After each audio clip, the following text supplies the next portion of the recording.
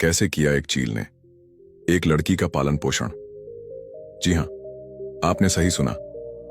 एक राज्य में एक धनवान कुम्हार रहता था।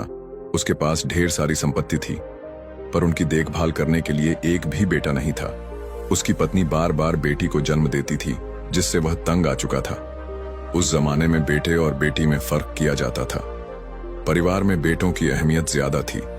इस बार भी कुम्हार की पत्नी मां बनने वाली थी। बच्चे के जन्म का समय करीब आने पर पत्नी जब रिवाज के अनुसार मायके जाने लगी तो पति ने कहा, इस बार भी अगर बेटी लेकर आई तो मैं तुझे मुड़ाई व्यापारी को बेच दूंगा। पति की बात सुनकर पत्नी डर गई। भाग्य के फेर देखो, इस बार एक सुंदर कन्या का ही जन्म हुआ। लड़की देखकर कुम्हार इनके हाथ पांव फूल गए।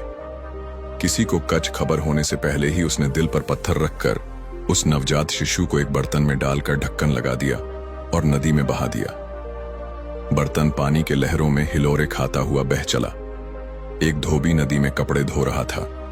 उसने पानी की मझधार में बहकर आते हुए एक बर्तन को देखा। धोबी तैरता हुआ बर्तन के पास गया। अंदर देखने की उत्सुकता से उसने बर्तन का ढक्कन खोल दिया। अंदर सोई एक नवजात बच्ची को देखकर उसकी आंखें खुली की खुली रह गईं। वह जब बर्तन को हाथ से घसीटते हुए नदी के किनारे की ओर लौट रहा था, अचानक आसमान में उड़ती मादा चील उस पर झपटी और बच्ची को झट से उठाकर उड़ चली।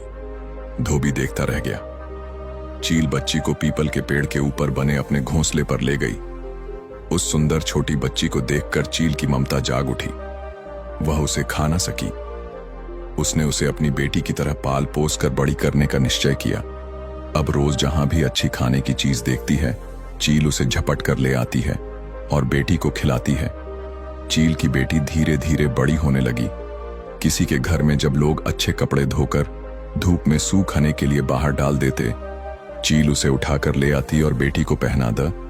एक दिन राजा की बेटी जब नदी में नहाने गई तो उसने अपने गहने उतारकर किनारे पर रख दिए।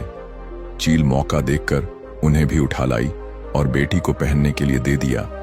इस तरह कंघी, सिंदूर, आईना, सुगंधित तेल का डिब्बा आधी लड़की के सामान जहां मिलते वह उठाकर ले आती और अपनी बेटी को देती।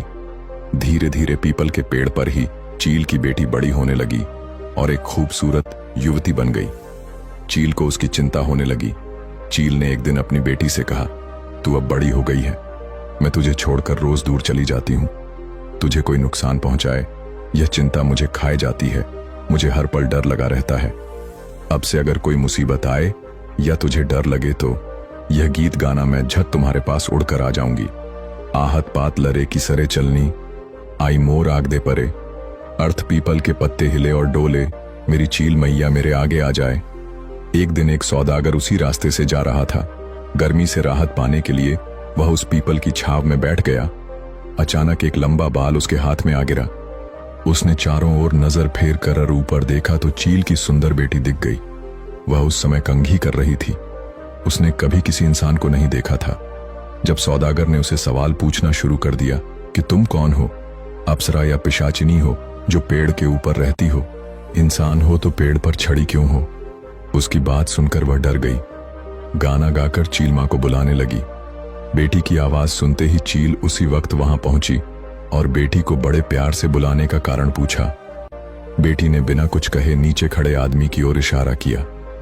चील मां ने उस जवान एवं सुंदर आदमी को देखकर सोचा कि अगर इसके साथ मेरी बेटी की शादी हो जाए तो मेरी चिंता दूर हो जाएगी। वह नीचे उड़कर सौदागर के पास आई और उसे अपनी बेटी के बारे में सब कुछ बता दिया। सौदागर ने कहा, मैं एक रईस हूं, पर मेरी पहले से ही 7 पत्नियां हैं। अगर तुम्हें इस बात से कोई आपत्ति नहीं है तो मैं तुम्हारी सुंदर बेटी से शादी करने के लिए तैयार हूं। मैं तुम्हें यकीन दिलाता हूं कि उसे बड़े सुख एवं प्यार से रखूंगा और कभी कोई कष्ट नहीं दूंगा। चील मां कुछ देर के लिए सोचती रही, फिर अपनी बेटी को समझा बुझाकर पेड़ के नीचे ले आई। उसने अपनी बेटी का हाथ सौदागर के हाथों में सौंप दिया। उसने मां से बिछड़ने के गम में रोती बिलखती हुई बेटी से कहा, जब भी तुझे मेरी जरूरत होगी वह गाना गाकर मुझे बुलाना, मैं उसी वक्त हाजिर हो जाऊंगी। सौदागर एल की सुंदर बेटी को घर ले गया और बहुत ही प्यार जतन से उसके साथ जीवन बिताने लगे। यह बात उनकी पहली पत्नियों को सहन नहीं हुई और वे चील की बेटी से ईर्ष्या करने लगी। वे छल कपट से उसे कष्ट पहुंचाने लगी। एक दिन सातों पत्नियों ने आकर उसे सबके लिए भात खाना, खासकर चावल बनाने को कहा। चील की बेटी की आंखों के आगे अंधेरा छा गया, क्योंकि खाना बनाना तो दूर, उसने आज तक किसी को भात बनाते हुए भी नहीं देखा था। उसे कुछ नहीं सूझा। रोती बिलखती वह घर के पीछे लगे केले के पौधों के बीच छिपकर चील मां को बुलाने लगी। चील मां ने आवाज सुनते ही झट से उसके आगे हाजिर हो गई और बड़े प्यार से बुलाने का कारण पूछा। बेटी ने कहा, मां, मेरी 7 सोतों ने मिलकर मुझे अकेले ही सबके लिए भात बनाने को कहा है, लेकिन मुझे तो कुछ नहीं मालूम। अगर मैंने नहीं बनाया तो वे मेरे पति के आगे मेरी चुगली करके मुझे नुकसान पहुंचाएगी। चील मां ने कहा, बेटी तू मत डरना, मैं जैसा बताती हूं तू वैसे ही करती जा। एक बर्तन में पानी डालकर उसमें एक चावल डाल देना, दूसरे बर्तन में भी पानी डालकर एक साग यानी पत्तेदार सब्जी का पत्ता डाल देना। दोनों बर्तनों पर ढक्कन लगाकर नीचे एक एक लकड़ी देकर तू घर से बाहर आकर थोड़ी देर बैठी रहना। देखना दोनों बर्तनों में अक्षय भात और सब्जी तैयार मिलेगी। ऐसा कहकर चील उड़ गई। बेटी ने ठीक वैसा ही किया। रसोई तैयार होने के बाद उसने अपनी सोतों को भात खाने बुलाया। 7 सोतों ने अपनी अपनी थालियां के नीचे एक छेद करके रखा था। जैसे ही वह भात और अंजा सब्जियों का रस परोस छेद से सारा रस बह जाता, दोबारा कहती, भात खत्म हो गया है। और लाओ, अक्षय बर्तन से खाना परोसने के कारण खत्म नहीं हो रहा था। अंत में 7 सौत हार कर शर्म से उठकर चली गई। एक दिन 7 सोतों ने मिलकर चील की बेटी को घाली गाय को रखने और घर साफ करने को कहा। उसे कहां साफ सफाई की आदत थी, उसने तो कभी कुछ नहीं किया। वह घाली में गायों के बीच जाकर रोती हुई चील मां को बुलाने लगी। चील मां रोज की तरह झट से बेटी के पास पहुंची और बड़े प्यार से बुलाने का कारण पूछा। बेटी ने अपनी परेशानी बताई। चील मां बोली, तू झाड़ू की एक लाठी लेकर गोहाली के इस छोर से दूसरी छोर तक फेरती जा, देखना पूरा गोहाली साफ हो उठेगा। यह कहकर चील मां उड़ चली। मां के कहे अनुसार बेटी ने काम किया और देखा कि गोहाली एकदम चमक उठा है। सौदागर चील की बेटी के कामकाज को देखकर और प्रसन्न हुआ और ज्यादा प्यार करने लगा। 7 पत्नियां कपास को धोकर सूत निकालकर तांत में कपड़े बुनने लगी, मगर चील की बेटी को यह सब कुछ नहीं आता था। वह रोती बिलखती सूत और कपास को हाथ में लिए बैठी रही। 7 सोतों ने सोचा, इस बार यह बुरी तरह फंसी कपड़ा ना दे पाने पर सौदागर इसे क्या करेगा, पता नहीं, और मन ही मन खुश होने लगी। उधर बेहू के दिन करीब आने लगे। चील की बेटी घर के पीछे केले के बगीचे में छिपकर मां को बुलाने लगी। इस बार भी चील मां ने उपाय दिया। कहा, तू चिंता मत कर, जब तक मैं जीवित हूं तुझे कुछ नहीं होने दूंगी। तू 4 बांस के छुंग लंबे टुकड़े ले आ और सब में थोड़े कपास भरकर उनका मुंह बंद कर देना। बेहू के दिन जब तेरा पति तुझसे कपड़ा मांगेगा तब उन्हें यह चुंगे दे देना। कहकर चील मां उड़ चली। चील की बेटी ने कपास को हाथ तक ना लगाया। यह देखकर सतों को बड़ा मजा आया। बिहू के दिन पति के पैरों को छूकर प्रणाम करके एक एक कर 7 पत्नियों ने उन्हें सुंदर कपड़े दिए और बदले में पति का प्रेम और आशीर्वाद पाया।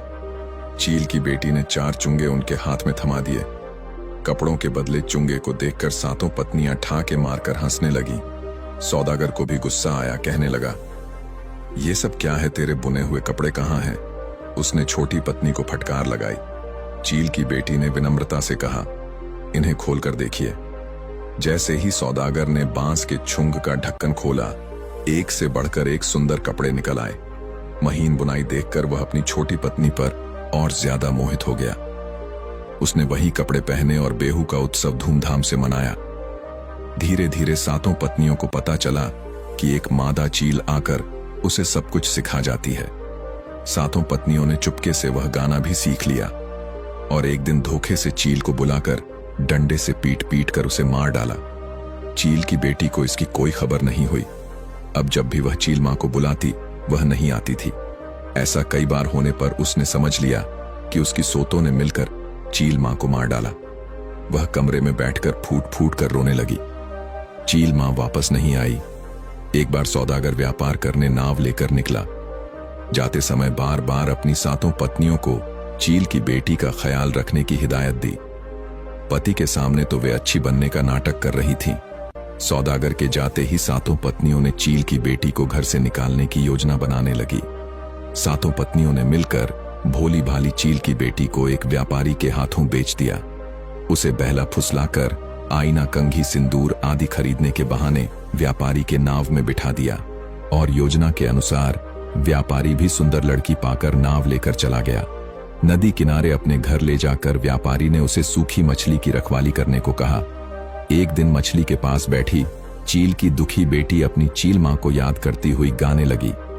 कुमार आए मुख तवाई दिले, सिलनी आए मुख दांगी धरी ले, सौदागर कब मक बया करा ले, सात सती नियमक मड़ेट बेस ले मुड़िए, मुख शुकाल माच रखिया पाती ले।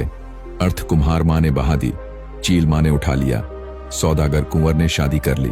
सात सौत ने व्यापारी को बेचा। व्यापारी ने सूखी मछली की रखवाली करने को कहा।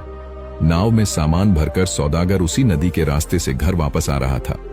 उसने अपनी छोटी पत्नी की आवाज पहचान ली और तुरंत नाव लेकर उसके पास गया। उसकी ओन बीती सुनकर उसे बहुत दुख हुआ और उसे अच्छी तरह नहलाकर नया रेहा यानी मेखला चादर और असमिया महिला की वेशभूषा पहनाई। सौदागर ने एक बड़े लकड़ी के बक्से में सांस लेने हेतु 2 छेद किया और उसके अंदर चील की बच्ची को रखकर घर ले आया। जब सौदागर नाव में सामान भरकर सामने से आ रहा था, सातों पत्नियां पति को नाव में ढेर सा सामान लाते देखकर फूली न समाई और उनके स्वागत के लिए सज धज कर बाहर आ गई। सौदागर ने पूछा, मेरी छोटी पत्नी चील की बेटी नहीं दिख रही है, वह कहां है? उन्होंने जवाब दिया, वह अपनी मायके गई है। सौदागर ने कहा, मेरा मन कह रहा है कि तुम लोगों ने उसके साथ जरूर कुछ बुरा किया है। कौन सच कह रहा है और कौन झूठ, अभी पता चल जाएगा। सौदागर ने घर के पीछे एक लंबी गर्द खुदवा और उस पर नुकीली लकड़ी, कांटे आदि डाल दिए। उसके एक छोर से दूसरी छोर तक पतली एड़ी सूत, असम की विशेष प्रकार की पतली मगर मजबूत सूत बांधकर सातों पत्नियों को उस पर चलने का आदेश देते हुए कहा, जो भी इस एड़ी सूत पर चलकर गर्द को पार करेगी वही निर्दोष साबित होगी। एक एक कर सौदागर की 6 पत्नियां उस गर्त पर गिरकर परलोक सिधार गई। 7वीं पत्नी सच में निर्दोष थी, इसलिए वह सूत पर से चलती हुई गर्त के पार जा पाई। जिस वक्त सौदागर की 6 पत्नियां चील की बेटी को बेच रही थीं, उस वक्त वह रसोई घर में भात बना रही थी। उसे इस षड्यंत्र के बारे में कुछ मालूम न पड़ा। सौदागर ने लकड़ी के बक्से से चील की बेटी को बाहर निकाला और दोनों पत्नियों के साथ सुखी जीवन बिताने लगा। उन 6 पत्नियों को उनकी करने की सजा मिल गई। तो दोस्तों, कैसी लगी ये कहानी कमेंट करके